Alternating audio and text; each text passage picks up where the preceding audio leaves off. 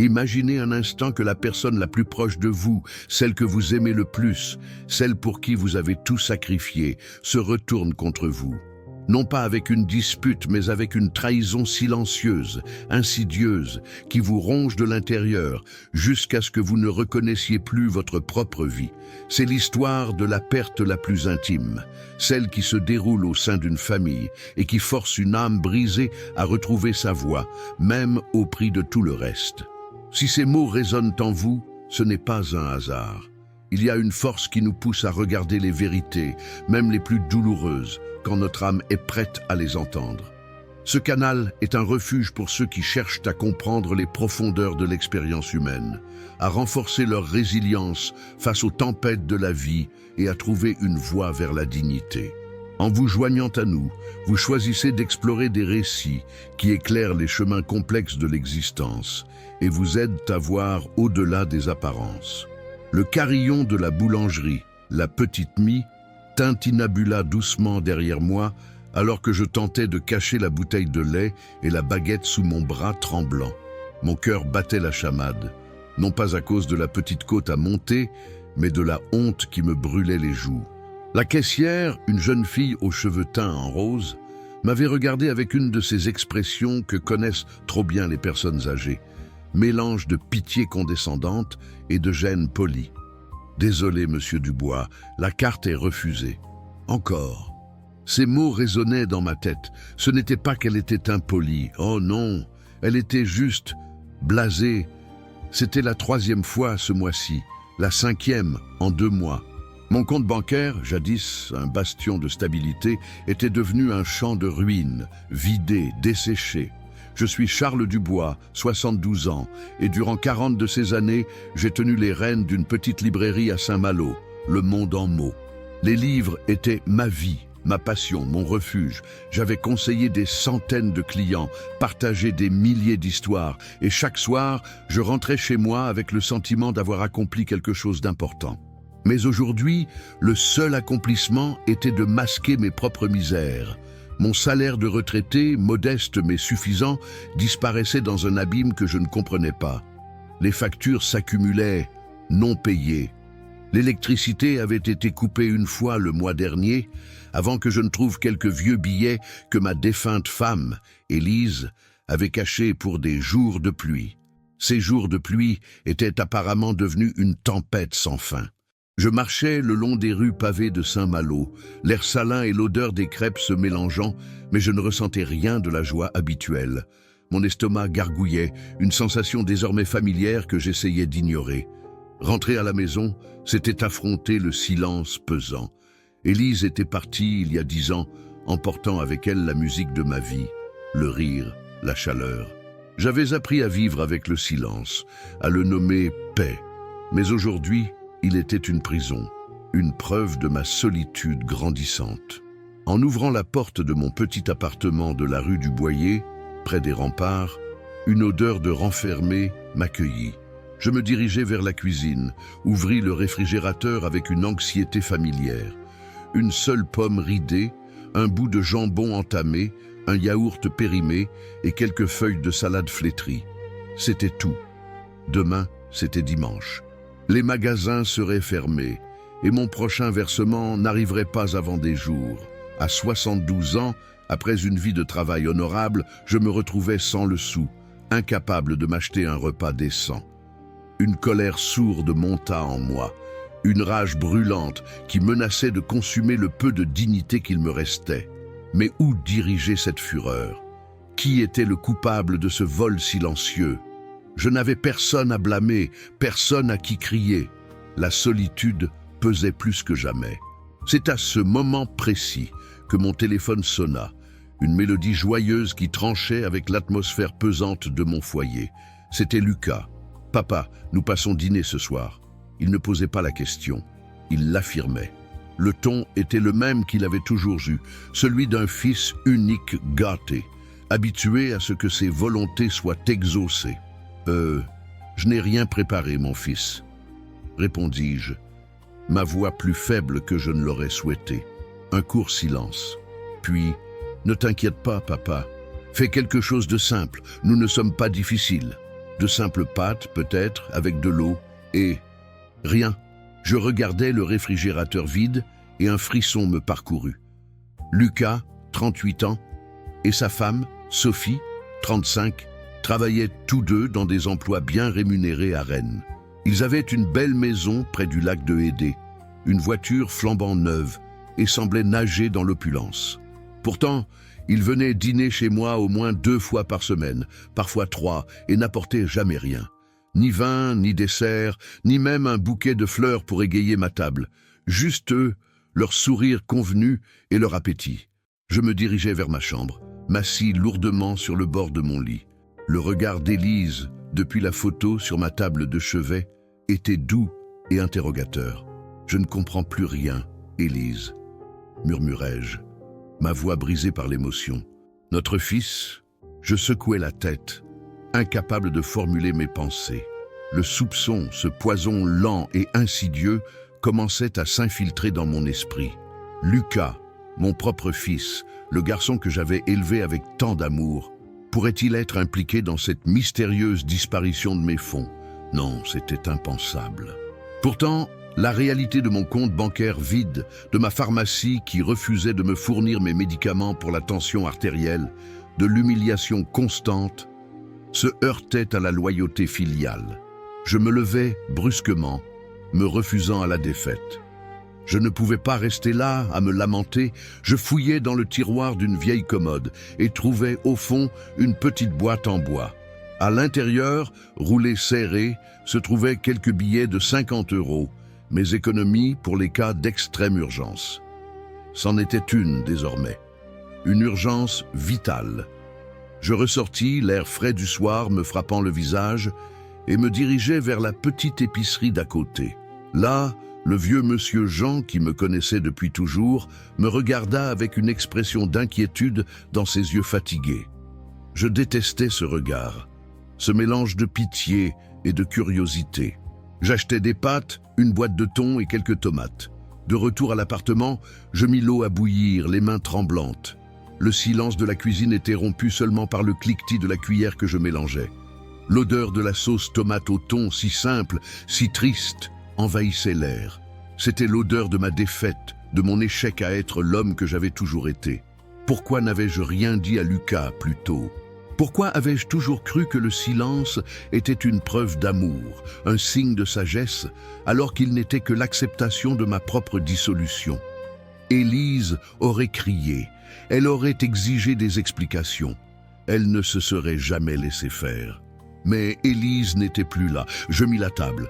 3 assiettes, 3 verres, 3 fourchettes. La même scène se répétait depuis des mois.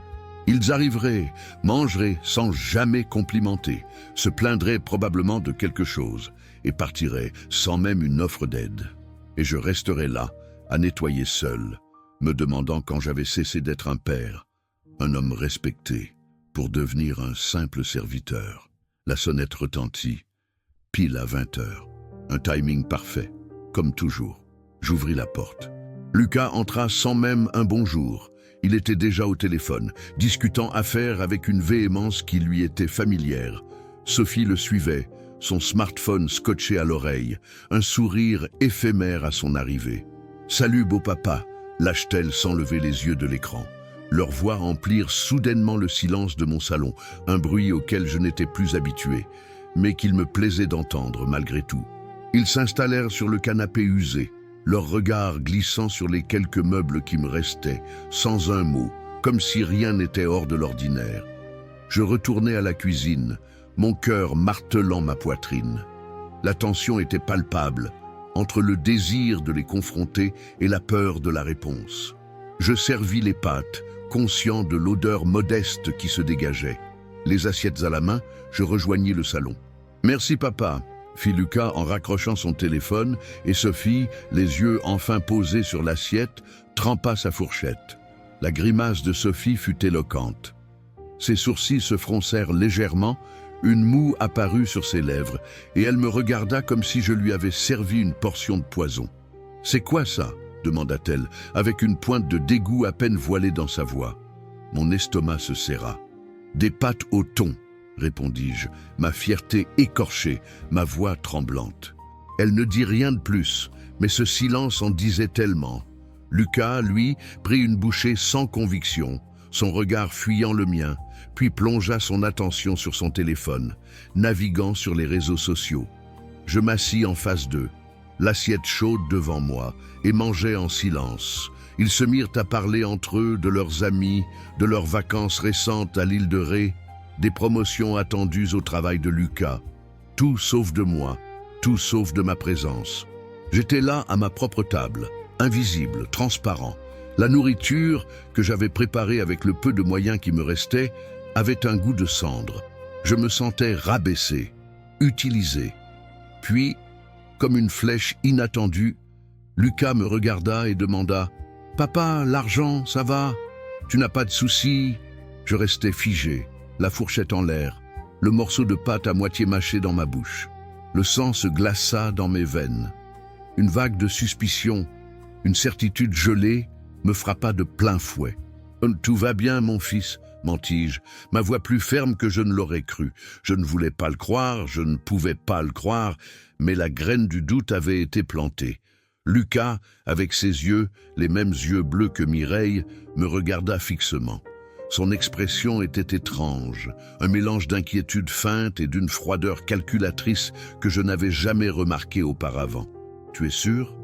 Parce que je te trouve un peu, je ne sais pas, différent ces derniers temps. » J'avalais difficilement. « Je vais bien, Lucas, c'est juste la fatigue. » Sophie sourit, un sourire qui n'atteignait jamais ses yeux, un sourire faussement bienveillant. « Oui, beau papa, Fabien se fait du souci pour vous. On veut juste que vous alliez bien. Mon père s'appelle Charles, pas Fabien. » Ils reprirent leur conversation, ignorant ma présence, mais quelque chose en moi avait basculé. Un soupçon, un pressentiment, une question terrible que je n'avais pas le courage de poser à voix haute, de peur de la réponse. La soirée s'étira, longue et douloureuse. Ils finirent de manger, Lucas laissant plus de la moitié de son assiette. Ils se levèrent. Lucas me tapota l'épaule, un geste vide. « Merci, vieux. C'était bon. » Un mensonge flagrant, mais il le dit sans ciller, comme il avait toujours dit ce qu'il fallait dire. « On doit y aller, papa. » « On se lève tôt demain, » dit Sophie en regardant sa montre. Bien sûr, ils n'offrirent jamais de laver un seul plat, jamais un geste, juste des mots creux et des adieux précipités. Je les regardais monter dans leur voiture, une rutilante Peugeot 308, acquise il y a peu. Comment pouvaient-ils se permettre une telle voiture alors que moi, je luttais pour m'acheter du pain? Lucas travaillait dans une agence immobilière. Sophie était vendeuse dans une boutique de vêtements haut de gamme. Ils gagnaient bien leur vie, certes, mais de là à ne jamais apporter un centime pour un repas tout en affichant un tel luxe, c'était suspect. Je fis la vaisselle. L'eau chaude me brûlant les mains. Une douleur que je trouvais presque réconfortante. Elle me rappelait que j'étais encore vivant, que je ressentais encore quelque chose. Une fois tout rangé, je m'assis sur le canapé dans l'obscurité. Et là, dans le silence de ma maison vide, les pièces du puzzle commencèrent à s'assembler.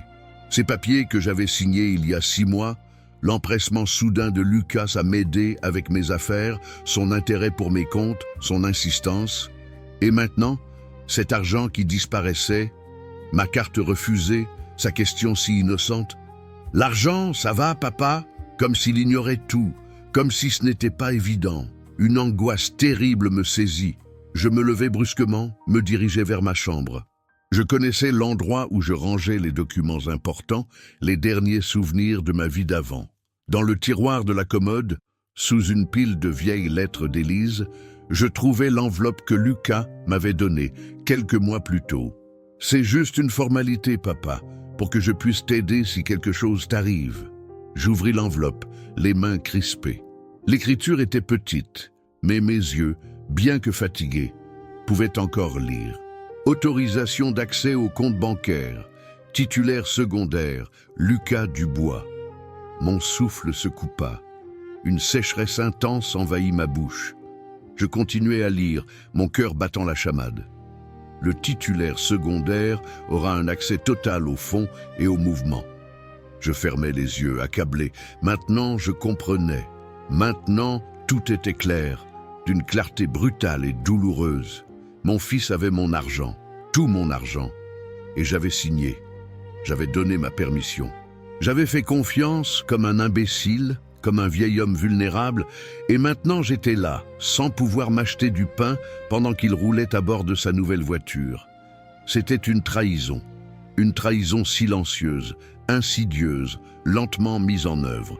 Le souvenir de ce jour fatidique me revint avec une précision glaçante. C'était il y a 6 mois, un mardi, le jour de mon 72e anniversaire. Un jour qui aurait dû être joyeux, mais qui marqua le début de mon enfer. Lucas était venu me voir, ce qui était déjà étrange, car il ne venait jamais en semaine. Il avait apporté un gâteau, un de ces pâtissiers coûteux que nous ne nous offrions jamais, même Élise et moi. « Joyeux anniversaire, papa !» avait-il dit en me serrant dans ses bras, trop fort, presque une étreinte possessive.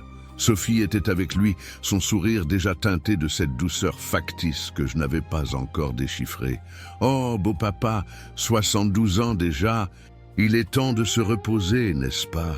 Elle riait. Je riais aussi, ignorant alors la sinistre signification de ses paroles. Nous avions coupé le gâteau, pris le café. Tout semblait normal, joyeux, familial. Jusqu'à ce que Lucas sorte une enveloppe, la même que je tenais maintenant. « Papa, j'ai apporté des papiers à signer. Mais pour que je puisse t'aider avec tes affaires si jamais tu ne pouvais plus les gérer toi-même. » Il avait pointé les documents, de petits caractères illisibles, des termes bureaucratiques que je n'avais pas pris la peine de lire attentivement. « Pourquoi aurais-je besoin de ça ?» avais-je répliqué, ma méfiance naturelle piquant déjà. « Papa, tu as 72 ans, et si quelque chose t'arrivait, si tu étais hospitalisé, si tu ne pouvais plus gérer tes comptes, il faut bien que quelqu'un s'en occupe pour toi. » Ces arguments avaient du sens. Élise, toujours pragmatique, avait souvent râlé contre ma tendance à vouloir tout gérer seule. Elle me disait têtue, fière, mais elle n'était plus là pour me conseiller. Et Lucas était mon seul fils, ma seule famille. « Tu as lu ça ?» avais-je demandé à Lucas. « Oui, papa. C'est une procédure courante. Tout le monde fait ça. » Ces mots m'avaient rassuré, dissipant mes dernières appréhensions. Sophie m'avait tendu le stylo, désignant la ligne au bas de la page. « Signé ici, beau papa. » J'aurais dû lire, j'aurais dû prendre mon temps. Mais j'avais fait confiance, j'avais signé. Lucas avait rapidement rangé les papiers. « Voilà, c'est fait. Maintenant, sois tranquille, papa. Je m'occupe de tout. » Il m'avait donné une tape amicale dans le dos. Nous avions pris un autre café, dégusté une autre part de gâteau, bavardé de choses banales, et ils étaient partis, laissant le reste du gâteau derrière eux. Je l'avais mis au réfrigérateur, le savourant pendant 3 jours, ignorant que chaque bouchée sucrée me menait un peu plus vers mon propre piège. Au début, rien d'étrange, tout semblait continuer comme avant. Je me rendais à mon emploi à mi-temps à la boulangerie, je recevais mon salaire sur mon compte, je payais mes factures et j'achetais ma nourriture, même si mes économies diminuaient progressivement, je mettais ça sur le compte des imprévus. Lucas, cependant, avait commencé à m'appeler plus souvent. « Comment ça va, papa? Tu as besoin de quelque chose? Tu veux que je passe ?» Au début, j'avais apprécié. Après tant d'années de solitude, j'avais pensé que mon fils avait enfin réalisé que j'existais, que j'avais besoin de sa présence. Élise disait toujours que Lucas était bon au fond, qu'il avait juste besoin de temps pour mûrir. J'avais cru en elle, toujours, même après son départ. Puis, les visites avaient commencé. 1 fois par semaine au début, puis 2, puis 3. Ils dînaient, ils mangeaient sans retenue, faisant comme chez eux et ne m'apportant jamais rien. Ni une bouteille de vin, ni un bouquet de fleurs, ni même un sourire sincère. Ils prenaient sans jamais donner en retour. Je ne disais rien. J'aimais la compagnie, l'illusion qu'il y avait à nouveau de la vie dans ma maison, même si leur voix ne s'adressait pas à moi, même si leur regard me traversait, mais au moins, ils étaient là. Je n'étais pas seul, ou du moins, c'est ce que je m'efforçais de me dire, parce qu'en réalité, j'étais plus seul que jamais. Être avec des gens qui ne vous voient pas, qui ne vous reconnaissent pas, est bien pire que la solitude la plus profonde. C'est être une ombre, un fantôme dans sa propre vie. Il y a 3 mois, le couperet était enfin tombé. Je me suis rendu au distributeur automatique, inséré ma carte, tapé mon code, demandé 500 €.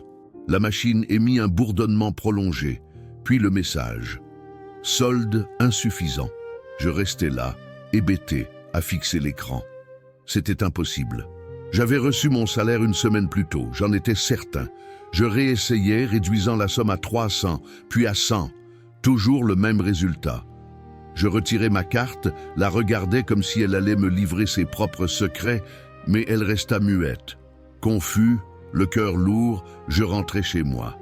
J'appelais ma banque, le Crédit Agricole, comme l'avait fait Lucas.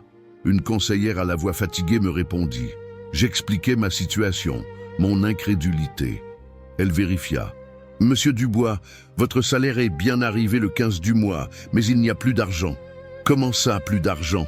Un long silence, puis des clics de clavier. « Monsieur, il y a eu un virement le... » Elle hésita, puis reprit avec une rigidité professionnelle. « Je ne peux pas vous informer par téléphone. Vous devez venir en personne. » Je raccrochais, l'esprit embrumé. Un virement. Je n'avais fait aucun virement. Je ne savais même pas comment faire ces choses. C'était Élise qui s'occupait de toutes les opérations bancaires complexes. Moi, je me contentais de retirer de l'argent au guichet, simplement, facilement. Qui avait fait ce virement avec mon argent ? Mon esprit dériva vers les histoires que l'on voit à la télévision, les arnaques, les hackers, les personnes âgées dépouillées de leurs économies. J'avais prévu d'aller à la banque le lundi suivant pour éclaircir tout cela. Mais le lundi, j'avais du travail. Le mardi, le mercredi, il y avait toujours une excuse, toujours une raison de ne pas y aller. Parce qu'au fond, je ne voulais pas savoir. J'avais peur de la vérité, de ce que je pourrais découvrir.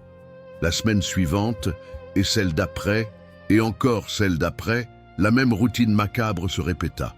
Mon salaire entrait et disparaissait mystérieusement. Je commençais à puiser dans les maigres économies qu'Élise et moi avions mises de côté.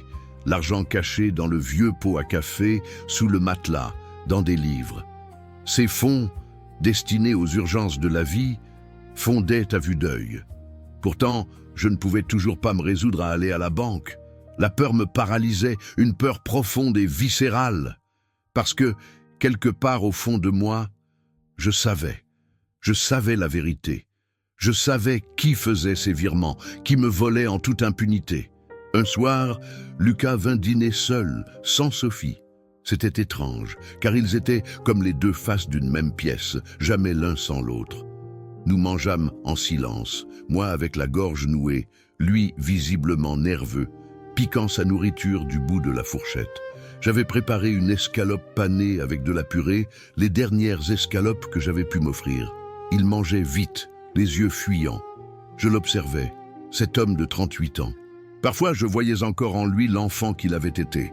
L'enfant qui pleurait quand Élise le laissait à l'école, l'enfant qui me serrait dans ses bras en disant « Je t'aime, papa ». Où était passé cet enfant ? Quand était-il devenu cet homme qui me regardait désormais comme un fardeau, un poids à porter ? Brusquement, Lucas brisa le silence. « Papa, je veux te parler de quelque chose d'important. » Mes sens se glacèrent. « Dis-moi, mon fils, » répondis-je, ma voix à peine un murmure. Il prit une profonde inspiration. « Tu ne devrais plus travailler. Tu as 72 ans. C'est le moment de te retirer, de te reposer. » Je le fixais, incrédule. « Je suis déjà à la retraite, Lucas. Je travaille parce que je veux. » Son regard était insistant. « Mais tu n'en as pas besoin, je peux t'aider. D'ailleurs... » Il s'arrêta, laissant le suspense planer, et mon estomac se tordit. « En fait, je t'aide déjà. Tu te souviens de ce papier que tu as signé il y a 6 mois ?» Odin j'acquiesçai, mon cœur battant la chamade. « Eh bien, depuis, je gère tes comptes pour que tu n'aies pas à t'en soucier, pour que tu n'aies pas besoin de t'inquiéter de ça. » La purée se transforma en pierre dans mon estomac. « Tu gères mes comptes ?» La question était à peine audible. « Oui, papa, ton salaire arrive directement sur mon compte. J'administre, je te donne ce dont tu as besoin. » Le silence tomba, lourd, assourdissant. Les mots restèrent coincés dans ma gorge. « Depuis quand ?» demandai-je finalement, ma voix enrouée. « Depuis que tu as signé, il y a 6 mois ?»« 6 mois, un demi-an. » Mon fils gérait mon argent depuis 1 an et ne m'avait jamais rien dit, ne m'avait jamais demandé. Il l'avait juste fait, sans mon consentement éclairé. Pourquoi tu ne m'as pas dit? Lucas, j'ai besoin de mon argent. Sa patience s'amenuisait. Pourquoi faire, papa? Tu ne sors pas, tu ne fais rien, je te donne ce dont tu as besoin. Il soupira, exaspéré, comme si j'étais un enfant capricieux, un fardeau. Papa, fais ça pour moi, pour ta tranquillité. Je sais ce qui est le mieux pour toi. Il se leva, m'embrassa froidement sur le front et partit, me laissant seul avec la purée froide et la vérité amère qui me brûlait l'âme. Les dîners, après cette révélation, devinrent une véritable torture. Lucas et Sophie vinrent désormais 3, parfois 4 fois par semaine, toujours à la même heure, 20 heures précises, jamais avant, jamais après. Juste au moment où la nourriture était prête. Ils sonnaient, entraient, s'asseyaient, attendaient d'être servis. Je cuisinais avec le peu que je pouvais acheter, avec les billets froissés que je trouvais dans de vieilles poches, avec les pièces de monnaie amassées dans un pot. Ils mangeaient comme s'ils étaient dans un restaurant, des clients exigeants et impayés. Ces dîners étaient devenus une mascarade déchirante. Ils mangeaient, jamais un compliment, souvent une critique. Puis ils partaient, me laissant seul face à l'évier débordant de vaisselle sale. Un soir, j'ai décidé de briser cette routine. J'allais préparer le plat préféré d'Élise, le fameux pot-au-feu qu'elle confectionnait chaque dimanche avec tant d'amour. Un plat réconfortant, un plat qui me ramenait aux souvenirs heureux, quand notre maison était pleine de rires et de conversations. J'ai dépensé les derniers billets froissés que j'avais trouvés pour acheter la viande, les pommes de terre, les carottes, un soupçon de vin blanc. J'ai passé tout l'après-midi à cuisiner, à remuer les légumes qui mijotaient lentement, à goûter, à ajuster les assaisonnements, pensant à Élise, à la façon dont elle souriait quand je lui disais que son pot-au-feu était le meilleur du monde. Elle me servait toujours une grande assiette, s'asseyait à mes côtés, heureuse de me regarder manger. Ça, c'était de l'amour. Ça, c'était la famille. Ce que je vivais désormais avec Lucas et Sophie, je ne savais pas comment le nommer, mais à coup sûr, ce n'était pas de l'amour. Ils arrivèrent ponctuellement à 20 heures, comme toujours. Lucas entra, son portable collé à l'oreille, un appel professionnel urgent ou fin. Il ne me salua même pas. Sophie le suivit, les yeux rivés sur son propre écran, marmonnant un « Salut, beau papa !» sans conviction. Ils s'installèrent, imperturbables, sur les chaises de la salle à manger. Je servis 3 assiettes creuses et fumantes. L'odeur du pot-au-feu emplit la cuisine, une bouffée de souvenirs intenses. Pour moi, c'était l'odeur des dimanches, avec Élise, des rires d'enfants, d'une vie pleine de sens. Je portais les assiettes au salon, les déposais devant eux. « Pot-au-feu », annonçai-je, ma voix emplie d'une fierté fragile. Lucas raccrocha, regarda l'assiette avec une curiosité distraite. « Ah, sympa », dit-il, un compliment aussi creux que d'habitude. Sophie, elle, à peine la première bouchée avalée, fit cette moue d'écœurement que j'avais déjà trop vue. Ses lèvres se tordirent, ses yeux se plissèrent. « C'est trop salé », dit-elle, d'un ton sec, comme si j'étais un employé qui avait complètement raté sa tâche. Je n'ai rien dit, un torchon à la main, mes doigts serrant le tissu. Je restais là, debout, les observant. Elle continua à manger, mais avec lenteur, avec une expression de dégoût. Lucas, lui, ne toucha même pas à son assiette. Il ressortit son téléphone, recommença à faire défiler l'écran, grignotant seulement du pain. Mon pot-au-feu, ce plat que j'avais mis tant d'heures à préparer avec tant d'espoir, fut ignoré, méprisé. Je retournai à la cuisine, me servis une assiette, mais je ne m'assis pas avec eux. Je restais debout près de l'évier, mangeant seul, le regard perdu dans le vide du mur. Du salon, j'entendais leurs voix, leurs rires. Ils parlaient d'un voyage qu'ils voulaient faire au Portugal, de choses vues sur Instagram, des projets qui ne m'incluaient en rien. J'étais à 3 mètres d'eux, mais j'aurais pu être à des milliers de kilomètres. Le pot-au-feu avait un goût amer pour moi, et ce n'était pas parce qu'il était salé. Sophie mentait. J'avais goûté. Il était parfait, exactement comme celui d'Élise, mais l'amertume venait d'une nouvelle prise de conscience. Je réalisais que je ne comptais absolument pas pour eux. J'étais juste une figure utile, celui qui cuisine, qui ouvre la porte, qui fait la vaisselle. Après ça, je pouvais être n'importe qui, n'importe quel inconnu. Ils ne venaient pas pour un mois, ils venaient pour le repas gratuit, pour économiser de l'argent, pour profiter du peu qu'il me restait.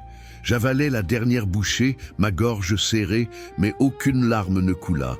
Mes larmes s'étaient taries il y a longtemps, emportées par le flot des années de solitude. Ils finirent de manger, enfin Sophie seule. Lucas laissa son assiette presque pleine. Ils se levèrent. « Merci, papa, » dit Lucas, le même ton éteint. Sophie, sans un mot, enfila déjà son manteau. « Vous partez déjà » demandai-je, la question rhétorique, connaissant déjà la réponse. « Oui, on doit se lever tôt, demain » répondit Lucas, le même éternel alibi. Toujours pressé, toujours des obligations. Jamais un moment de plus, jamais un café partagé, jamais une question sincère sur mon bien-être. Il est temps de se rappeler pourquoi vous avez commencé cette traversée. Chaque histoire que nous vous offrons ici est une pierre angulaire pour construire une vision plus claire de la vie.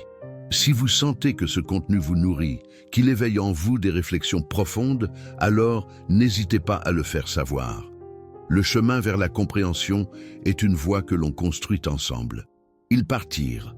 La porte se referma et le bruit de leur voiture s'éloigna dans le silence de la rue. Je restais là, face à la vaisselle sale. Je commençais à débarrasser. Dans la cuisine, l'eau chaude du robinet me brûlait les mains alors que je frottais assiette, couvert, la grande marmite du pot-au-feu. Je lavais toujours tout, seul. Jamais une offre d'aide. Pas une seule fois, même quand mes mains, ridées et tremblantes, trahissaient ma fatigue, ma décrépitude. Ils partaient, me laissant face au désordre, au reste de la nourriture qu'ils n'avaient même pas aimée, au pot-au-feu d'Élise que Sophie avait osé qualifier de trop salé. C'était comme si l'eau brûlante, le liquide vaisselle irritant, était une ablution tardive, une punition pour ma passivité. Mais si je m'arrêtais, je savais que je m'effondrerais. Je ne me relèverais plus. J'ai terminé la vaisselle, essuyé mes mains avec le torchon usé, les regardant avec une tristesse immense. Elles étaient couvertes de taches, les veines saillantes, la peau fine comme du papier de riz. Ces mains avaient travaillé toute une vie. Elles avaient serré Élise, porté Lucas bébé, peint cette maison, réparé 1000 petites choses, et maintenant, elles ne servaient plus qu'à nettoyer les restes du mépris, à me soutenir à l'évier quand le vertige de la vieillesse me prenait. Je restais là, sous la lumière crue de la cuisine, et une question me frappa, brutale, dévastatrice. Quand suis-je devenu l'employé de mon propre fils ? Il n'y avait pas de réponse, juste ces vieilles mains fatiguées, cette âme amère. J'éteignis la lumière de la cuisine, traversai le salon vide. La table du dîner restait là, avec l'assiette de Lucas, encore pleine du pot-au-feu dédaigné. Je la pris machinalement, la portai à la cuisine et jetai le contenu à la poubelle. C'était un geste douloureux, un gaspillage que je n'aurais jamais fait du vivant d'Élise. Mais je ne pouvais pas le garder. Je ne pouvais pas manger demain les restes de ce qu'ils avaient méprisé. Je ne voulais pas me souvenir de la grimace de Sophie, du silence de Lucas. Je jetai tout, fermai le sac poubelle et le laissai près de la porte. Demain, je ferai ce qui devait être fait. Mais aujourd'hui, je voulais juste me coucher et oublier. Je me suis glissé dans ma chambre, retiré mes chaussures et m'allongeai tout habillé sur le lit. Le plafond fissuré, les taches d'humidité que je n'avais jamais réparées, semblaient se moquer de moi. Cette maison tombait en morceaux, tout comme moi. Élise disait toujours qu'il fallait garder la maison belle, qu'une belle maison était le reflet d'une famille heureuse. Mais Élise n'était plus là, et la famille non plus. Il ne restait que moi, et cette maison vide qui sentait le pot-au-feu rejeté. Je fermais les yeux, essayais de trouver le sommeil, mais les mots de Sophie résonnaient sans cesse. C'est trop salé. 2 mots, insignifiants en soi, mais qui révélaient la profondeur de notre éloignement, le gouffre qui s'était creusé entre nous. Le lendemain matin, une douleur sourde et tenace me réveilla. Mon corps entier était endolori. Chaque os, chaque muscle protestait. Je me levai tout de même. un mouvement lourd, presque mécanique. Dans la cuisine, je cherchais le café, mais la boîte était vide depuis 3 jours. Je bus de l'eau du robinet, froide, métallique. Devant le miroir de la salle de bain, un vieil homme méconnaissable me fixait. Ses traits étaient tirés, ses yeux, auparavant vifs et espiègles, étaient maintenant enfoncés dans des orbites profondes, cernés de fatigue. Je passai une main sur ma barbe mal rasée, sur les rides profondément creusées par les soucis, les lèvres gercées. Ce n'était plus Charles Dubois que je voyais, le libraire passionné, le mari aimant, le père présent. C'était un autre homme, un étranger abîmé, volé, utilisé, qui avait cessé d'exister à un moment sans même s'en rendre compte. La honte me vrillait les entrailles. Le mardi, la douleur à la tête était insupportable. Ma tension artérielle, que je gérais avec des médicaments depuis la mort d'Élise, montait en flèche. Les pilules étaient finies depuis une semaine. J'avais rationné, pris des demi-comprimés, puis des quarts, puis rien. Désormais, le vide de la boîte résonnait dans mon crâne. Je m'habillais, chancelant, et me dirigeais vers la pharmacie du quartier, celle où l'on me connaissait depuis des décennies. Martine, la pharmacienne, y travaillait depuis 20 ans. Elle me saluait toujours avec un sourire et demandait de mes nouvelles. J'entrais, la tête lourde, les oreilles bourdonnantes. 3 personnes attendaient déjà. Je me mis dans la file, m'accrochant au comptoir quand mon tour arriva enfin. « Monsieur Dubois, comment allez-vous » demanda Martine, ses yeux bienveillants. « J'ai besoin de mon médicament pour la tension, » dis-je, ma voix rauque. Elle acquiesça, alla chercher la boîte familière. « Ça fera 15 €. » Je sortis ma carte bancaire, mes mains tremblaient légèrement. Elle la passa dans le lecteur. J'attendis. Les 3 personnes derrière moi attendaient aussi, leur regard pesant sur ma nuque. Le bip, ce maudit bip familier. « Carte refusée », dit Martine, sa voix empreinte de pitié. Elle me regarda, la compassion voilant ses yeux. « Ça doit être une erreur. » J'essayais de protester, réessayer. Elle tenta de nouveau, sans conviction. Même résultat. « Monsieur Dubois, vous avez une autre carte ?»« Non, juste celle-là. » Je me mordis la lèvre, sentant la chaleur monter à mon visage. Mes mains transpiraient, la honte m'envahir. « Vous voulez appeler la banque ?» suggéra Martine. Je jetai un coup d'œil derrière moi. Une jeune mère avec un bébé, un homme masqué, une adolescente avec des écouteurs. Tous me regardaient, tous voyaient le vieil homme démuni, incapable de payer 15 €. « Oui, dis-je. Je vais appeler. » Je sortis mon portable, composait le numéro de la banque. Musique d'attente. Une voix enregistrée répétant inlassablement que mon appel était important. J'attendis encore, les regards pesant toujours sur moi. Finalement, une conseillère répondit. « Crédit Agricole, Florence à votre service. En quoi puis-je vous aider ?» J'expliquai ma situation, la carte refusée, le besoin de comprendre. Elle me demanda mes informations. J'obéissais, puis attendis encore. Une éternité. « Monsieur Dubois, » dit Florence, sa voix neutre, après un long silence. « Votre compte est lié à une autorisation d'1 tiers. Pour tout mouvement, vous devez contacter le titulaire autorisé. » Je restais silencieux, le cerveau engourdi. Je ne comprenais pas, ou plutôt, je comprenais et je refusais d'admettre. « Titulaire autorisé ?» répétai-je, ma voix à peine audible. « Oui, monsieur. Selon nos dossiers, l'autorisation a été signée il y a 6 mois. Le titulaire autorisé est Lucas Dubois. » Le nom de mon fils, prononcé par une inconnue, une conseillère de banque qui ne savait pas que ce Lucas était mon fils, ma seule famille, celui qui me volait. « Merci, » dis-je, et je raccrochais, le cœur brisé. Je rangeais mon téléphone, regardais Martine. « Excusez-moi, je ne le prendrai pas. » Je sortis vite, sans regarder personne, la honte et la rage m'étranglant. Je marchais sans but, les rues de Saint-Malo défilant sous mes yeux embués. Je ne savais pas où aller. Je tournais au coin, continuais tout droit, tournais encore.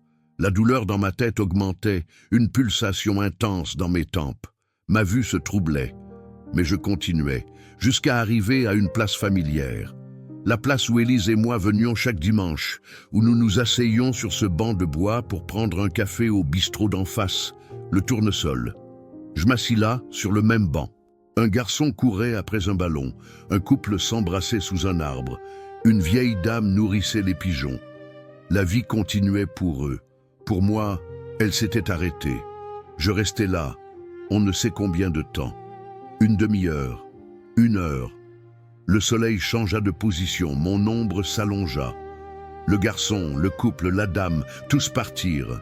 Mais moi, je restais, tentant de comprendre. Lucas avait tout mon argent depuis 6 mois. J'avais signé l'autorisation. J'avais donné ma permission. J'avais fait confiance. Et maintenant, j'étais là, sans pouvoir m'acheter les médicaments dont j'avais besoin pour ne pas mourir. C'est ce qui arrive quand on ne prend pas ses médicaments pour la tension. On meurt d'une crise cardiaque, d'un AVC. On meurt. Peut-être était-ce ce qu'il voulait, que je meure, que je disparaisse, qu'il puisse garder la maison. Je me levai. Mes genoux craquèrent bruyamment. La douleur dans mon dos, le mal de tête, la douleur lancinante dans tout mon corps.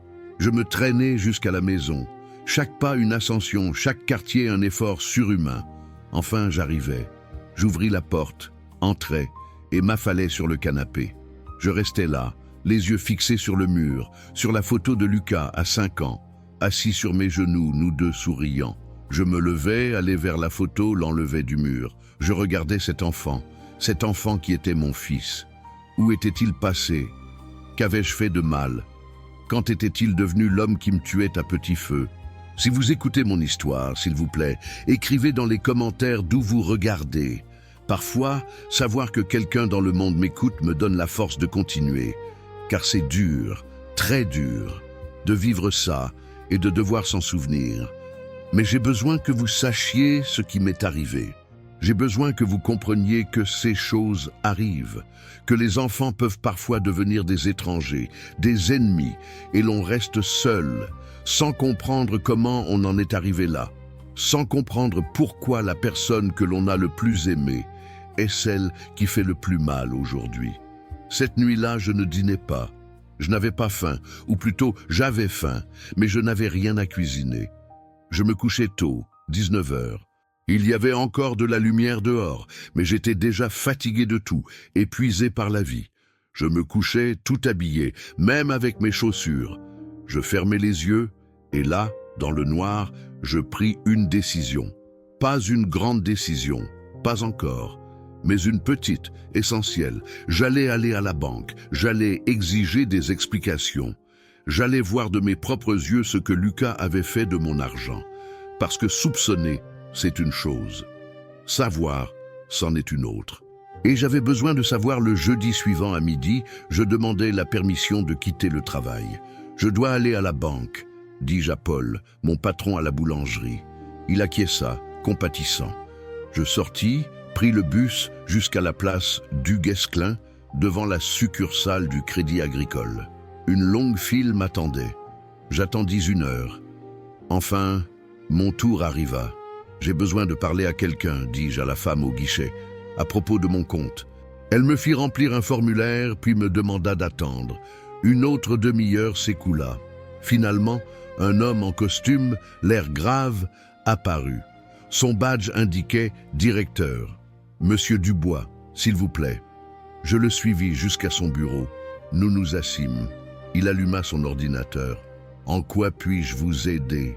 Sa voix était professionnelle, mais son regard était froid. « Je veux savoir ce qui s'est passé avec mon argent, » dis-je, ma voix tremblant à peine. Et là, tout commença. Le directeur, un homme au visage sévère, me fixa un instant avant de plonger son regard dans l'écran de son ordinateur.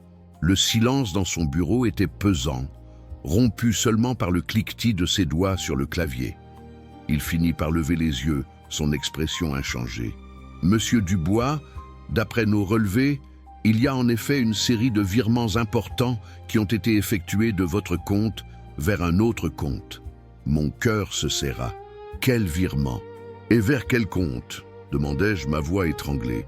Il hésita, puis consulta de nouveau l'écran. « Il s'agit de virements mensuels réguliers, monsieur, depuis 6 mois. » Il y eut une pause, puis il reprit. « Le compte bénéficiaire est au nom de Lucas Dubois. Le nom de mon fils, encore une fois. Entendre cela dans ce bureau froid et formel rendait la trahison encore plus insoutenable. La certitude, désormais, me frappait comme un coup de poing à l'estomac. Tout ce que je soupçonnais, tout ce que ma peur refusait d'admettre, était désormais une vérité cruelle, établie. « Et le montant de ces virements ?» demandai-je, ma voix à peine un chuchotement. Il me regarda avec une expression qui semblait dire « Vous ne savez pas, votre salaire intégral, monsieur, chaque mois le jour même de sa réception. » Mon monde s'écroula. Mon salaire intégral, chaque mois, 6 mois durant. Cet homme respecté, le directeur de ma banque, me confirmait que j'avais été dépouillé méthodiquement par mon propre fils. Les larmes me montèrent aux yeux, mais je les retins. Pas ici, pas devant cet étranger. Je ne lui donnerai pas la satisfaction de me voir brisé. Et l'autorisation, risquai-je, le peu de force qui me restait vacillant. C'est une autorisation signée de votre main, monsieur. Elle donne un accès total à votre fils pour gérer vos fonds. C'est irrévocable sans son accord. Irrévocable. Le mot résonna comme un glas. J'avais signé ma propre condamnation. J'avais mis l'arme entre les mains de mon bourreau. Je me levai brusquement, ma chaise raclant le sol. Je ne pouvais plus rester là, à écouter cette vérité insupportable. Le directeur me regarda, peut-être avec une pointe de compassion cette fois-ci. « Y a-t-il autre chose que je puisse faire pour vous, monsieur ?» Je sortis du bureau, de la banque, de cette prison glaciale de béton et de chiffres, et me retrouvai dans la ruelle animée de Saint-Malo, ébloui par la lumière du soleil. Tout avait changé. La ville que j'aimais tant me semblait soudain lointaine, étrangère. Je marchais, les yeux dans le vide, les mots du directeur résonnant en boucle dans mon esprit. Mon propre fils, mon seul enfant. Comment avait-il pu faire cela ? Comment avais-je pu être si aveugle, si naïf?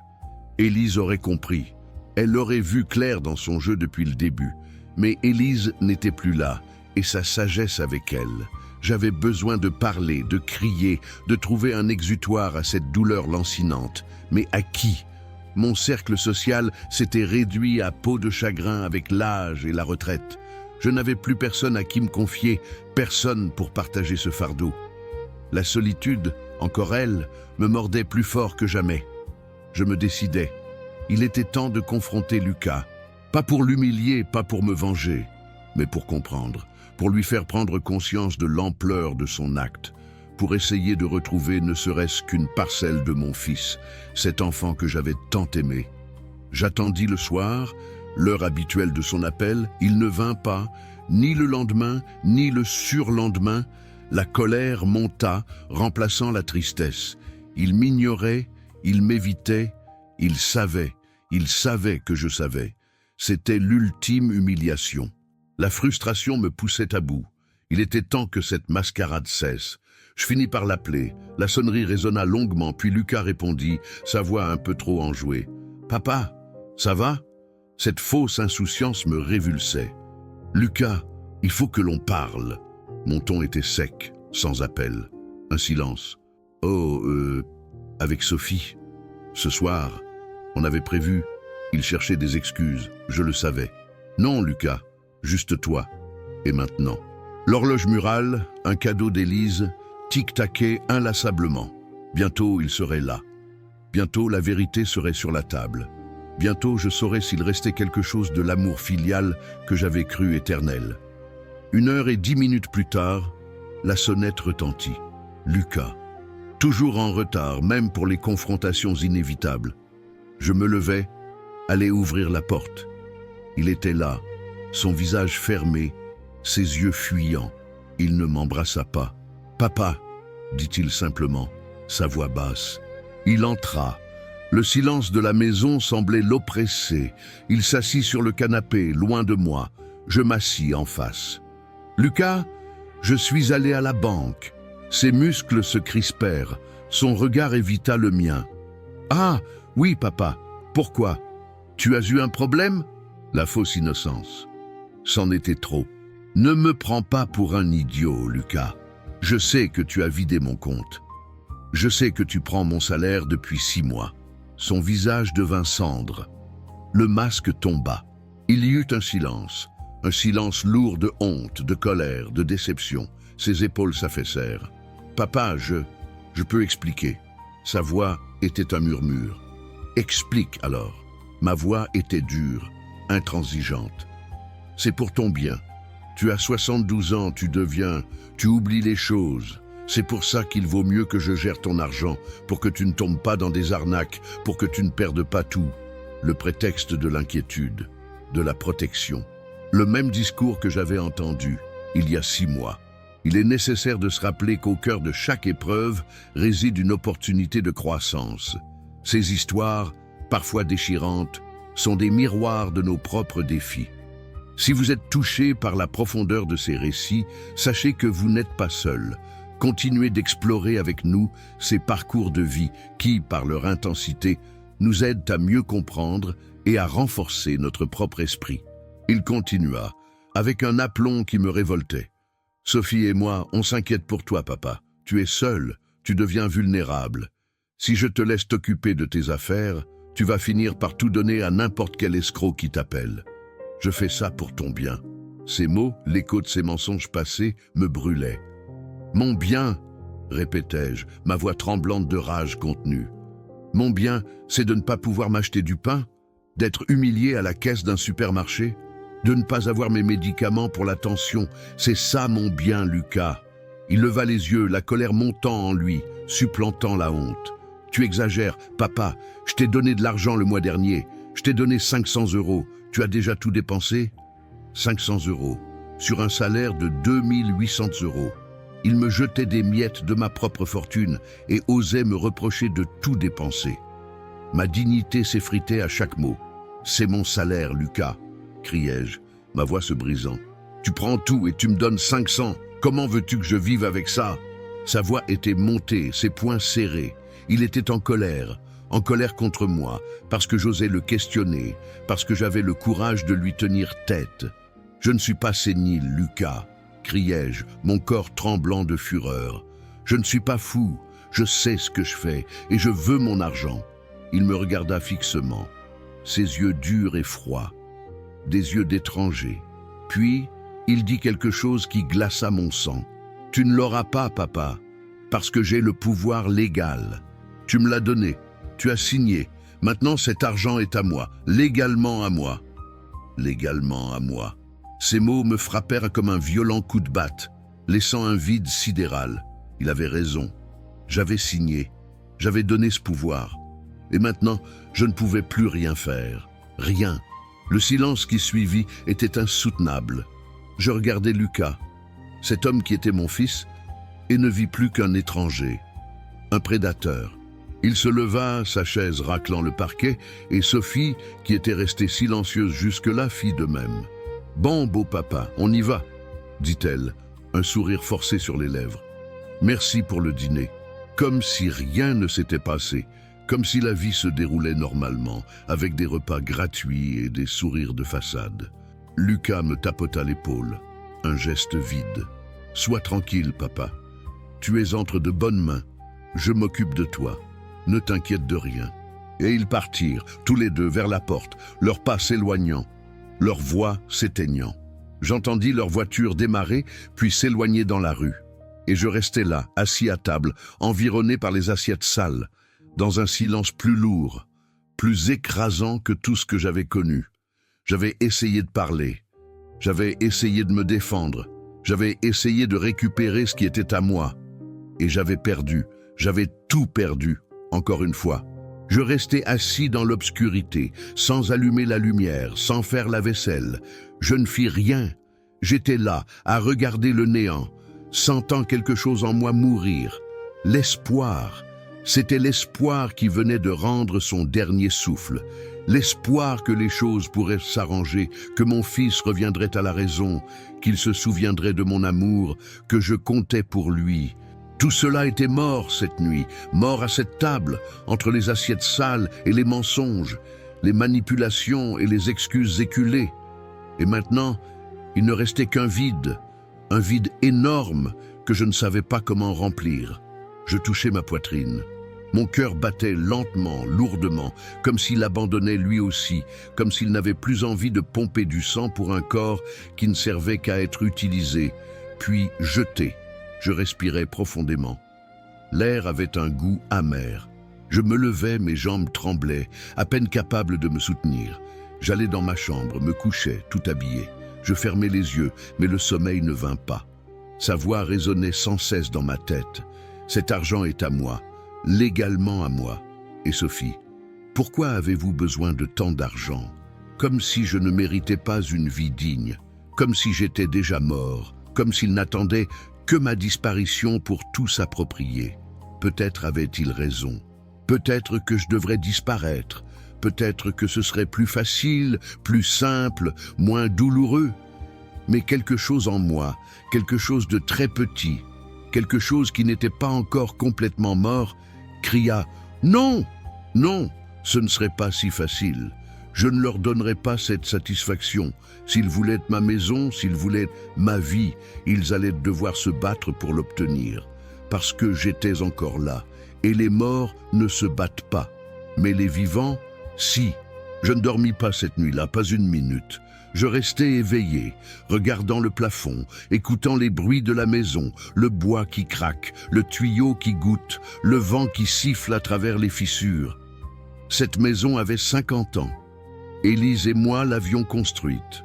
Pas de nos propres mains, bien sûr, mais nous l'avions payée, brique par brique, mois après mois, année après année. 30 ans de crédit, 30 ans de travail acharné pour avoir ce toit au-dessus de nos têtes. Et maintenant, Lucas croyait qu'elle était à lui, que quand je mourrais, lui et Sophie viendraient s'installer ici, comme si je n'avais jamais existé, comme si j'étais un simple fardeau temporaire à supporter. Je me levais, je ne pouvais plus rester couché. Je devais bouger, marcher, réfléchir. J'enfilais mes pantoufles, sortis de ma chambre, et commençais à marcher lentement dans la maison, touchant les murs du bout des doigts. Ces murs, je les avais peints moi-même, d'un vert clair que Élise avait choisi, un vert menthe, disait-elle, une couleur qui apportait la paix. Elle avait toujours raison. Je passais ma main sur le mur du couloir, sentant les petites imperfections, les endroits où le rouleau avait laissé des marques, les endroits où j'étais repassé 2 fois, parce que ce n'était pas uniforme. Chaque marque avait une histoire, chaque imperfection était un souvenir. Ce n'était pas juste une maison. C'était ma vie. Je m'arrêtais dans la salle à manger. Je regardais la table, cette table où nous avions dîné des milliers de fois, où Lucas faisait ses devoirs quand il était enfant, où Élise mettait la nappe de Noël. Je touchais le bois usé, les marques des années d'usage. Ici, une rayure du jour où Lucas, à 8 ans, jouait avec ses petites voitures. Là, une tache de vin du dernier Noël que nous avions passé avec Élise. Tout avait une mémoire. Tout me rappelait ce qui avait été, ce qui n'était plus. Je me dirigeais vers le salon, m'attardais sur les tableaux accrochés au mur, un paysage acheté lors d'un voyage à Chamonix, le portrait de Élise réalisé par un artiste de rue, la photo de notre mariage. Nous apparaissions si jeunes, si heureux, si pleins d'avenir. Où était passé cet avenir, ce bonheur? Je m'assis sur le canapé, le même où Élise tricotait, où nous regardions la télévision le dimanche, où nous nous endormions enlacés. Je passais ma main sur le tissu usé. Je pouvais encore sentir sa chaleur, son odeur, sa présence. Et soudain, un souvenir enfoui, douloureux, remonta à la surface avec une clarté brutale. Une conversation que j'avais entendue entre Lucas et Sophie, 1 mois ou 2 auparavant, alors qu'ils dînaient chez moi et que j'étais dans la cuisine à faire la vaisselle. « Cette maison est grande », disait Sophie. « Oui », répondait Lucas. « Elle a 3 chambres, un jardin, elle est bien située. Quand il ne sera plus là… » Ma main plongée dans l'eau savonneuse se figea. Mon sang se glaça dans mes veines. Quand il ne sera plus là, cette maison serait parfaite pour nous. Lucas avait ri, un rire bas, complice. « Oui, chérie, on en a déjà parlé. Quand le moment viendra, la maison est à nous. Tout est arrangé. » Sur le moment, j'étais resté paralysé, écoutant mon fils et ma belle-fille planifier ma mort, ou du moins mon absence. Il planifiait ma disparition comme si j'étais une simple formalité en suspens, un papier à signer et à ranger pour qu'ils puissent passer à leur propre vie. Maintenant, assis sur ce canapé, à 4 heures du matin, ces mots me revinrent avec une violence inouïe. Quand il ne sera plus là, comme si j'étais déjà mort, comme s'il n'attendait que ça. Et soudain, j'ai tout compris. J'ai compris pourquoi Lucas me volait mon argent. J'ai compris pourquoi il me traitait comme un invalide. J'ai compris pourquoi il disait que je ne savais pas gérer l'argent. Parce qu'il voulait que je meure vite, ou du moins que je disparaisse, que je devienne invisible, que je cesse d'exister pour qu'ils puissent prendre ce qu'ils croyaient être à eux. Ma maison, mon argent, ma vie, tout. Et moi, comme un idiot, j'aidais en silence, en acceptant, en disparaissant petit à petit, mais plus jamais. Je me levai du canapé, je sentis quelque chose que je n'avais pas ressenti depuis longtemps, de la rage, une rage pure, incandescente. Je me dirigeais vers ma chambre, allumai la lumière. Je fouillai dans le tiroir de l'armoire, là où se trouvait le vieil annuaire téléphonique, les pages jaunies par le temps. Je le feuilletai, cherchant la lettre C. Là, Charles Moreau, avocat, ami d'Élise. Il était à notre mariage, il était venu aux funérailles, un homme juste, intègre.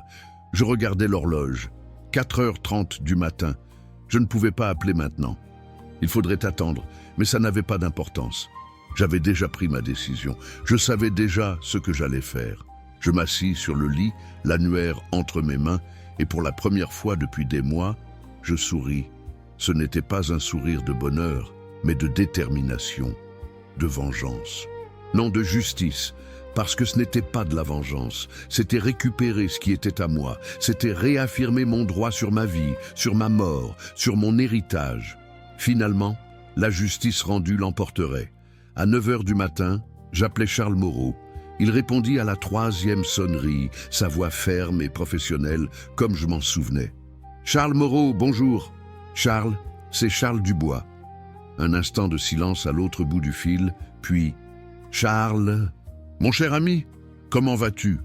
Ça fait des années que l'on ne s'est pas parlé. »« Je sais, » répondis-je, ma voix plus assurée que je ne l'avais été depuis longtemps. « Excuse-moi d'appeler comme ça, à l'improviste, mais j'ai besoin de ton aide. » « Bien sûr, dis-moi. » Je pris une profonde inspiration. J'ai besoin de vendre ma maison. Et j'ai besoin que ce soit fait vite et en secret. Plus de silence cette fois, juste une légère pause. « Tu es sûr, Charles? » « Une décision pareille. »« Oui, coupai-je. Je n'ai jamais été aussi sûr de ma vie. » Mais il ne me jugea pas. « Donne-moi 2 jours, dit-il, sa voix empreinte d'une nouvelle détermination. Je vais tout préparer. » Cette semaine fut la plus longue de ma vie. Je continuais à travailler à la boulangerie, à cuisiner les repas pour Lucas et Sophie quand ils venaient, à jouer mon rôle de vieil homme docile, comme si rien n'avait changé. Mais tout avait changé. À l'intérieur de moi, je bouillonnais, je planifiais, je construisais ma sortie, ma fuite, ma liberté. Chaque jour, Charles m'appelait pour me tenir informé. « J'ai un acheteur intéressé », m'annonça-t-il un après-midi. Une entreprise de construction. Ils offrent un très bon prix, au-dessus du marché. Ils veulent conclure vite. Parfait, répondis-je, un sourire amer aux lèvres. Ma vengeance, ou plutôt ma justice, prenait forme. Et l'argent? Demandai-je, un point crucial que j'avais mûri longuement. J'ai une proposition, dit Charles, sa voix devenant plus douce, presque contemplative. Je connais une fondation. Elle s'appelle les Petits Frères des Pauvres. Ils aident les personnes âgées abandonnées, isolées. Ils offrent de la nourriture, un toit, des soins médicaux. Tu voudrais donner l'argent là-bas. Une fondation pour les vieux abandonnés comme moi. L'ironie était douce amère, mais juste. Je souris, un vrai sourire cette fois-ci. Oui, Charles, tout. Je veux tout donner. Non, tu es sûr ? Demanda-t-il, la surprise dans sa voix. C'est une somme considérable, Charles. J'en suis sûr, répondis-je, ma voix d'une fermeté renouvelée. Je ne veux pas que mon fils en touche un seul centime. C'était ma façon de reprendre le contrôle, de refuser de laisser ma vie être réduite à un héritage pour ceux qui m'avaient volé. Nous signâmes les papiers un mardi, dans le bureau de Charles, à 10 heures du matin. L'acheteur était une grande entreprise. déterminé à démolir ma maison pour construire un immeuble moderne. Je m'en fichais. Cette maison, avec ou sans moi, allait disparaître de toute façon.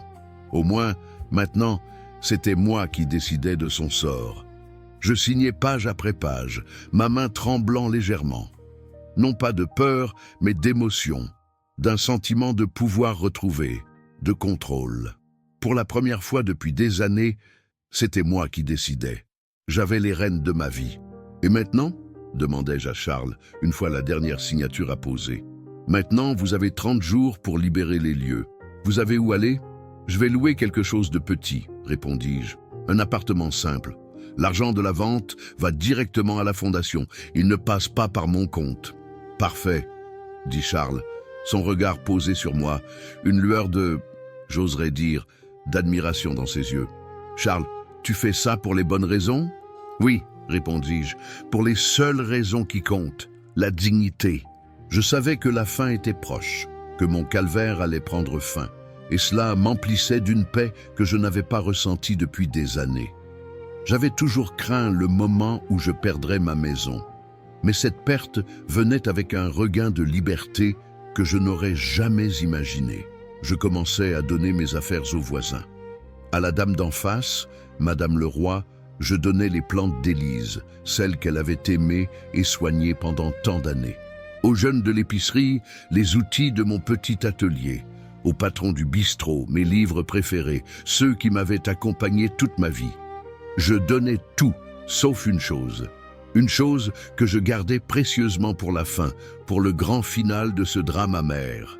La table de la salle à manger, cette même table qui avait été le témoin de tant de dîners, de tant de mensonges, de tant d'humiliations, et 2 chaises. Une pour Lucas, une pour Sophie. Moi, cette fois, je resterai debout.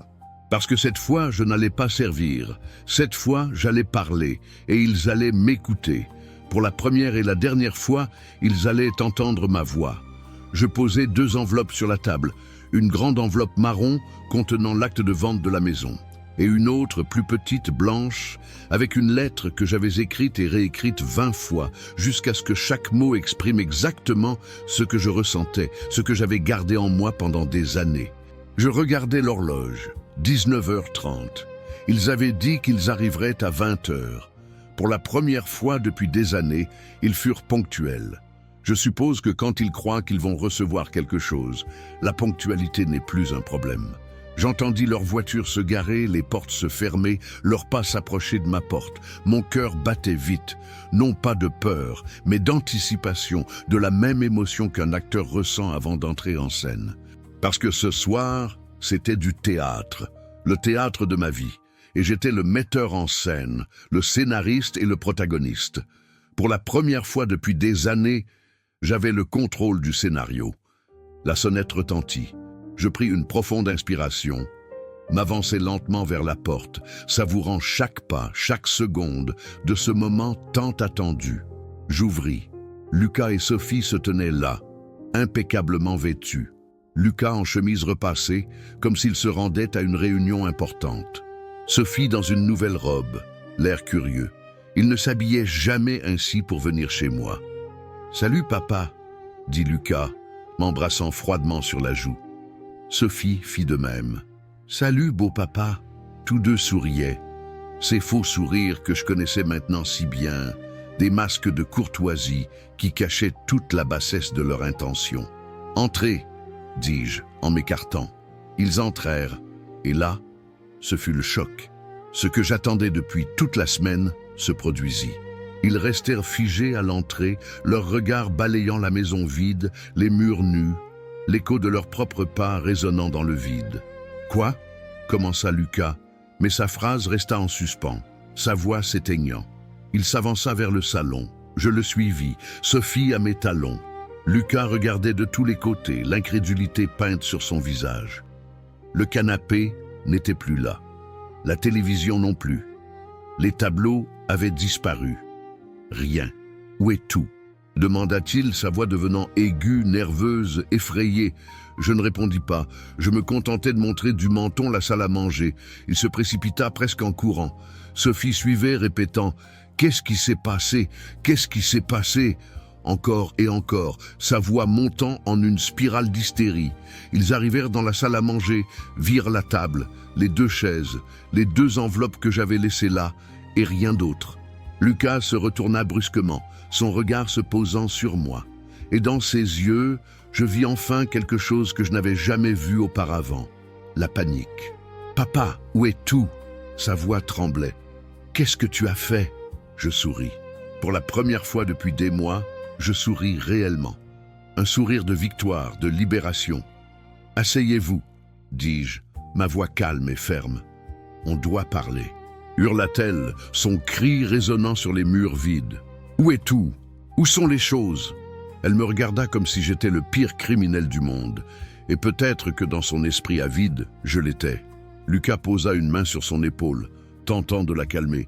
Mais il était aussi agité qu'elle, seulement il le cachait mieux. « Papa, explique ce qui se passe. Tu as été cambriolé. Quelqu'un est entré. » L'ironie de sa question me frappa, cinglante. S'inquiéter d'un cambriolage alors qu'il m'avait lui-même volé. « Personne ne m'a volé, mon fils, » dis-je tranquillement. « J'ai décidé. J'ai fait ça. »« Ça? Tu as décidé quoi ?» demanda-t-il, le souffle court. « Tout donner. »« Tu es fou !» s'écria Sophie, se libérant de l'emprise de Lucas, et elle se mit à parcourir la maison, déchirant les placards, ouvrant les portes restées, criant « Il n'y a rien! Il n'y a rien !» Elle revint en courant, le visage rouge de colère, les yeux écarquillés par le choc. « Où est l'argent? Où est l'argent des choses ?» Elle me regarda avec une haine pure, une avidité monstrueuse qui trahissait chaque once de son être. « Asseyez-vous !» répétai-je. Cette fois, ce n'était plus une suggestion, mais un ordre. Et quelque chose dans ma voix, dans ma posture, les fit obéir. Ils s'assirent, tous les 2 sur les 2 chaises que j'avais laciées, me regardant avec un mélange de confusion, de peur et de rage. Moi, je restais debout, de l'autre côté de la table, les dominants de ma stature. Pour la première fois depuis des années, j'étais au-dessus, j'avais le pouvoir. « Il y a 3 semaines, commençai-je, ma voix claire et posée. J'ai vendu la maison. Ce fut comme un coup de poing. » Sophie étouffa un cri. Lucas devint pâle comme un linge. « Quoi ?» murmura-t-il, à peine audible. « J'ai vendu la maison à une entreprise de construction. Ils veulent construire un immeuble. »« Tu ne peux pas faire ça, » dit Lucas, le désespoir dans la voix. « C'est ma maison. Un jour, elle devait être à moi. »« Ah, ta maison ?» répondis-je, un regard ironique. Curieux, parce que l'acte de propriété dit Charles Dubois, pas Lucas Dubois. Il me regarda avec une haine pure, non dissimulée. Le masque était tombé. Ce n'était plus mon fils. C'était un étranger qui me haïssait. « Et l'argent ?» demanda Sophie, bien sûr, la seule chose qui comptait pour elle. « Où est l'argent de la vente ?»« Ah oui, l'argent. » Je m'approchai de la table, pris l'enveloppe marron, l'ouvris et en sortis l'acte de vente que je posai devant eux. J'ai vendu la maison pour 450 000 €. Un bon prix, non? Lucas tendit la main pour prendre le papier, mais je l'écartai. Je n'ai pas fini. Je sortis l'autre enveloppe, la blanche, ma lettre. Cet argent, continuai-je, ma voix puissante, je l'ai donné, tout entier, chaque centime, à une fondation appelée les Petits Frères des Pauvres. Ils aident les personnes âgées abandonnées, comme moi. Le silence qui suivit fut assourdissant.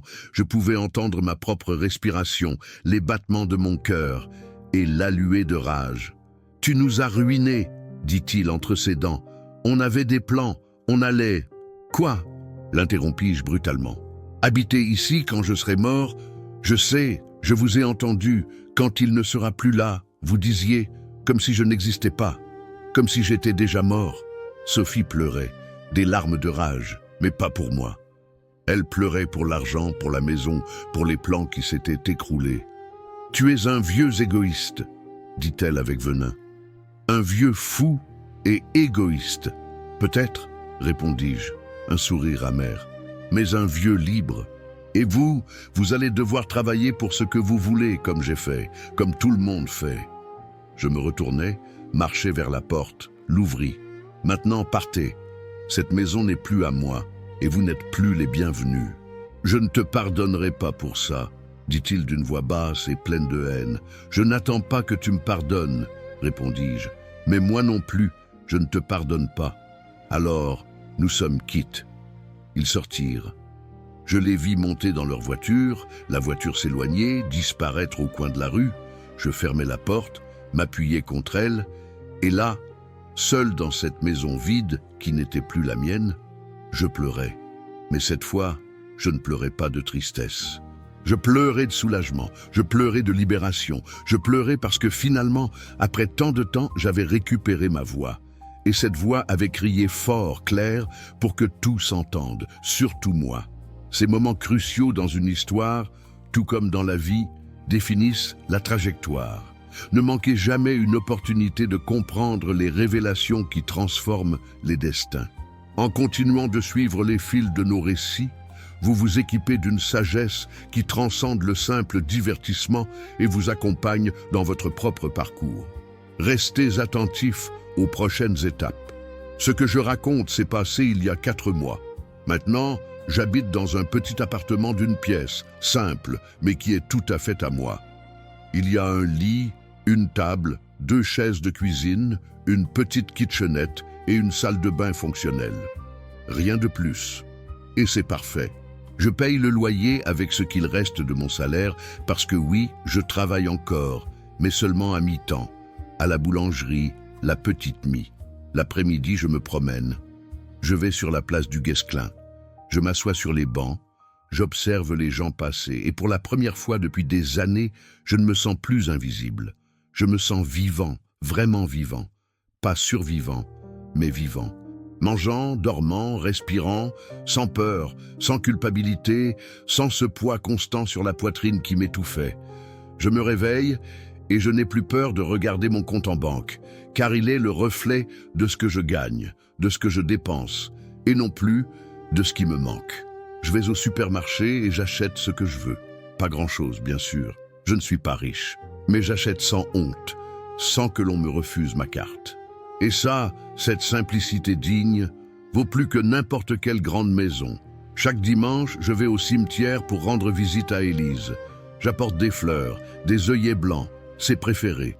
Je m'assois sur le bord du trottoir, près de sa tombe, et je lui raconte ma semaine. Je lui raconte ce que j'ai fait, les petits bonheurs simples, les découvertes et les réflexions. Et parfois, quand le vent souffle doucement entre les arbres, je jure que j'entends son rire.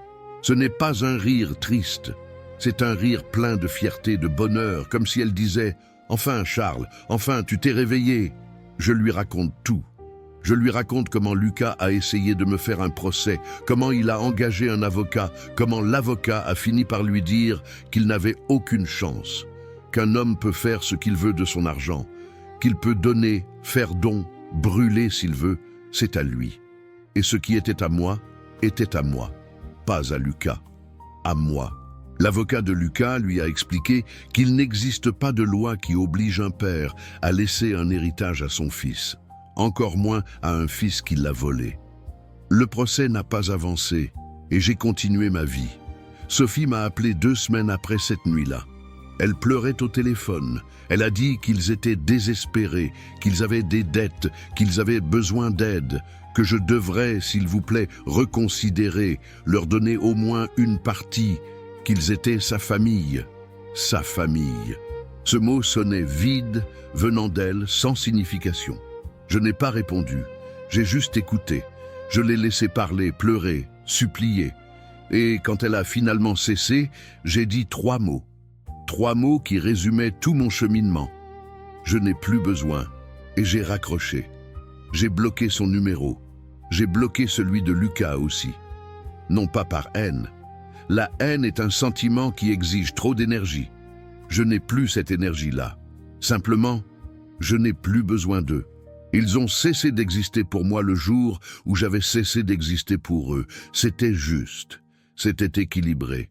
C'était comme cela devait être.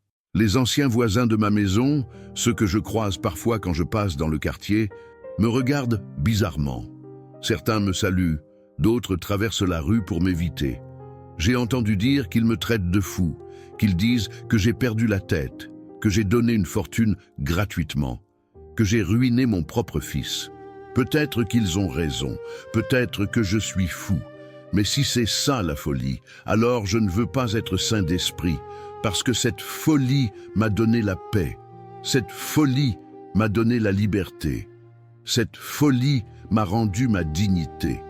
Je préfère être un fou libre qu'un saint prisonnier. Je préfère vivre dans ce petit appartement et être maître de ma vie que de vivre dans cette grande maison et être l'esclave des attentes des autres, des mensonges, de l'hypocrisie.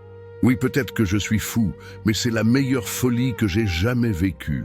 Parfois, je pense à ce que tout aurait été si Élise était encore vivante.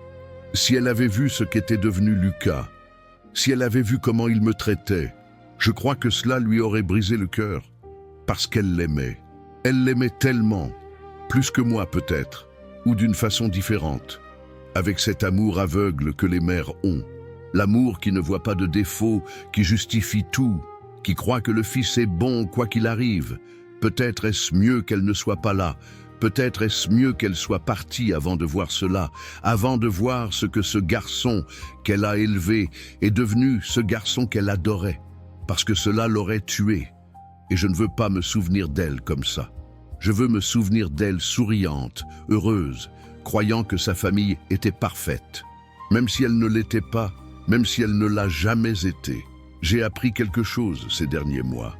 J'ai appris que le silence n'est pas de l'amour. Pendant des années, je me suis tu. J'ai avalé les mots. J'ai accepté des choses que je n'aurais pas dû accepter. Et je faisais ça parce que je croyais que c'était de l'amour, qu'aimer c'est se sacrifier, qu'aimer c'est donner sans recevoir, qu'aimer c'est disparaître pour que l'autre brille. Mais non, ce n'est pas de l'amour, c'est de l'annulation, c'est mourir vivant. Aimer c'est aussi dire non, aimer c'est mettre des limites, aimer c'est exister. Et j'avais cessé d'exister, je m'étais effacé, j'étais devenu invisible. Si invisible que mon propre fils a cru que je n'existais plus, que je ne comptais pas, que je n'étais pas une personne avec des besoins, des droits, de la dignité. Et j'avais permis ça, je m'étais laissé effacer. C'était ma faute. Non pas ce qu'il a fait, mais ce que j'ai permis. Mais maintenant, je suis visible. Maintenant, j'existe. Je marche dans la rue et les gens me voient, me saluent, demandent comment je vais et je réponds « vraiment bien ». Je vais bien, et c'est vrai, je vais bien. Pas parfait, pas heureux tout le temps, mais bien. J'ai des mauvais jours, des jours où ma maison me manque, des jours où je regarde de vieilles photos et je me demande où tout s'est perdu, où ça s'est brisé, à quel moment Lucas a cessé d'être mon fils. Mais ces jours passent, et la paix revient. Cette paix que j'ai trouvée dans le vide, dans le rien, parce qu'il se trouve que le rien est mieux que le mensonge, le vide est mieux que la trahison, la solitude est mieux que la compagnie toxique. Et j'ai choisi le vide, j'ai choisi le rien, j'ai choisi la solitude. Et c'était la meilleure décision de ma vie. Je ne sais pas combien de temps il me reste. J'ai 74 ans, la tension est haute, le cœur fatigué. Peut-être 5 ans, peut-être 10, peut-être 1, ça n'a pas d'importance. Ce qui compte, c'est que le temps qui me reste sera à moi, vraiment à moi. Je ne vais pas le passer à servir des gens qui ne veulent pas de moi. Je ne vais pas le passer à me taire. Je ne vais pas le passer à être invisible. Je vais le passer à vivre, à acheter des fleurs pour Élise, à me promener sur la place, à prendre un café au bistrot du coin, à lire le journal, à regarder le coucher du soleil. Des choses simples, des choses qui semblent rien, mais qui sont tout. Parce que ces choses me font sentir humain. Elles me font sentir que ma vie a de la valeur, que j'ai de la valeur. Et pendant longtemps, j'ai oublié ça. J'ai oublié que je valais quelque chose. Mais maintenant, je me souviens et je n'oublierai plus jamais. Si vous avez écouté cette histoire jusqu'à la fin, si quelque chose de ce que j'ai raconté a résonné en vous, alors une vérité plus profonde a été touchée. Il y a des échos de notre propre existence dans ces récits de vie et de choix, de perte et de dignité retrouvée. Chaque histoire ici est un miroir, une opportunité de se voir et de se transformer.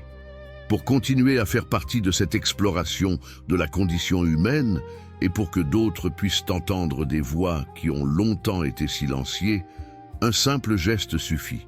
Laissez votre empreinte.